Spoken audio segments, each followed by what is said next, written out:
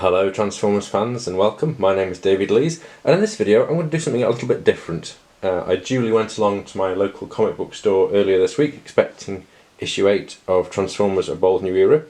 I keep forgetting it comes out twice a month, and that doesn't mean once every 2 weeks, and this was an off week.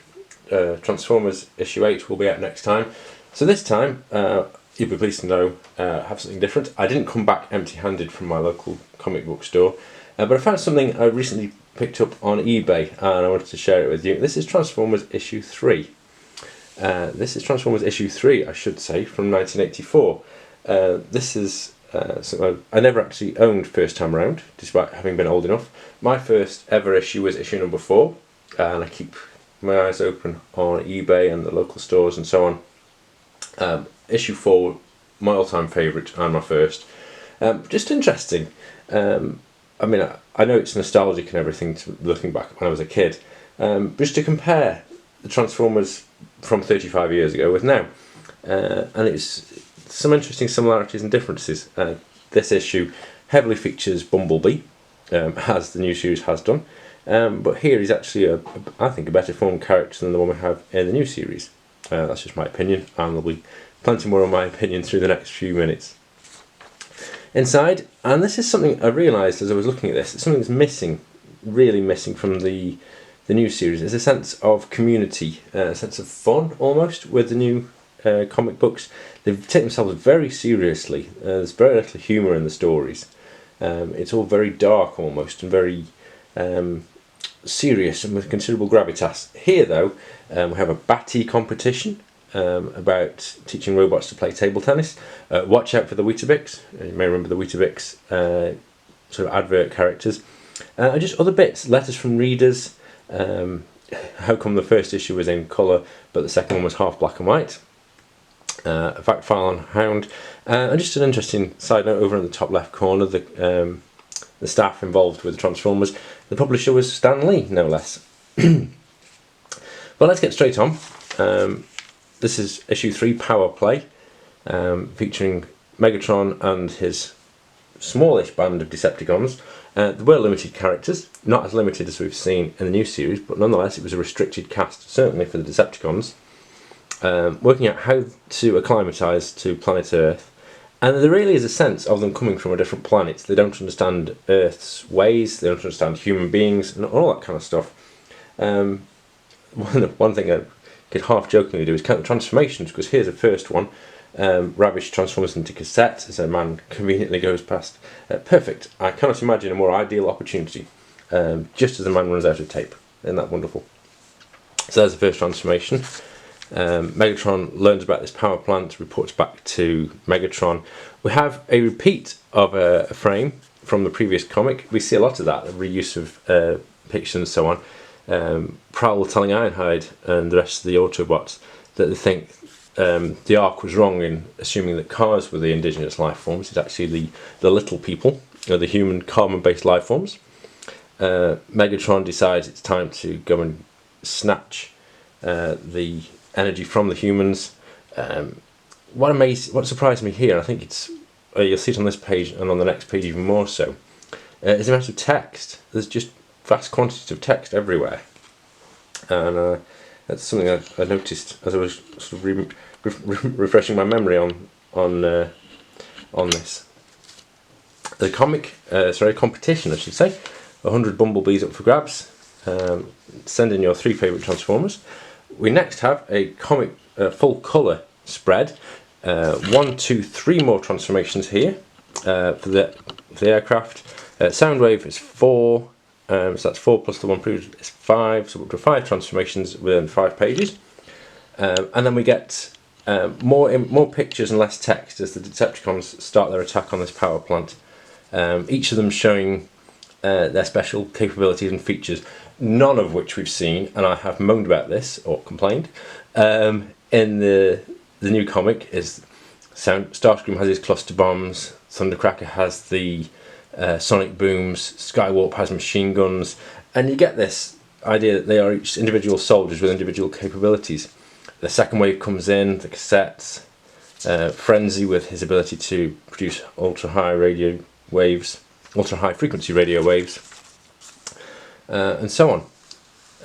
And it's action. I know, obviously, at the ages of 7, 8, 9, that kind of age, action was the way it was going to get us all gripped. But there's more going on here than we saw in the first 3 issues of the new series, that's for sure. Megatron is not actually getting involved in the fight, which is kind of interesting, but his soldiers all transform, that's 6 and 7, and cart off this huge power plant and take it up a mountain to go and build their own base with. A few asides over on the other side of the page: the firework code, since this was released October-November time, and a promotional offer for a robot watch. This robot watch would have set you back 3 vouchers or $6.99 with a coupon if you don't want to wait to get your 3 robot watch vouchers. $3.99 including VAT and postage and packing. Just nice little aside in colour in the middle of the magazine. Meanwhile, Bumblebee, and rereading this made me realise Bumblebee being fixed in the garage adjoining a house. Very similar kind of plot to the recent Bumblebee movie, which has just been released on DVD. Yes, in this case it's Charlie who's a girl rather than Buster, but a similar kind of theme going on. Bumblebee gets injured in a fight, gets taken to a mechanics for repairs. Lots and lots of text, but hey, it's walking and talking. You'll notice the old wise mentor and his young protege, Bumblebee and Rubble. I mean Sparkplug and Buster. How careless of me. And lots and lots of text. They are actually trying to fix Bumblebee though. There's not just walking and talking, they're actually working on an oil leak and repairs are going on. Unfortunately this doesn't have the middle pages with the posters, but hey, I think I'm fairly sure I pulled my posters out of my issues way back and put them on my bedroom wall. Bumblebee transforms, and thanks to your heroic effort, Sparkplug, I'm pretty much back and repaired. And Bumblebee explains more about the Autobots and what they're doing on Earth. Buster takes Bumblebee out for a drive. I'm sure you've seen a lot of this before, but just the amount of text here on this page. There's about a 6-line paragraph here, and again and again. Vast quantities of text to consume. Buster talking with his friends in long and verbose sentences really did help reading for me and my friends at school. We learnt some interesting words that we would never have found in the classroom, like facsimile, rendezvous, matrix, all these words that were only ever came to us in Transformers. Lots of Ravage, lots of Bumblebee. That was a partnership, or a sort of not a partnership, a relationship that would go on through the years. Bumblebee versus Ravage, and then there's a fantastic hero shot of Optimus with the Autobots. I'm not sure why he's talking to them all with his back to them, but it's a really nice drawing. The way it's inked gives a really good sense of perspective and scale for Optimus. He's clearly about 12, 18 feet tall. And the other Autobots drawn to varying degrees of success. Mirage looks like he's got a perm. Ratchet and Ironhide in their toy forms. Windcharger, Prowl nicely drawn as well. And then they kind of disperse and then start talking about what the plan is. We're going to go and negotiate and barter away with the Decepticons. Nice with the humans, excuse me. Nice contrast with the Decepticons, who are out to grab everything they can get. Hound becomes communications officer, gets a message from Bumblebee. They all transform. That's going to take the count to about 14, 15 that we see here. And then to be continued. A bit of a cliffhanger.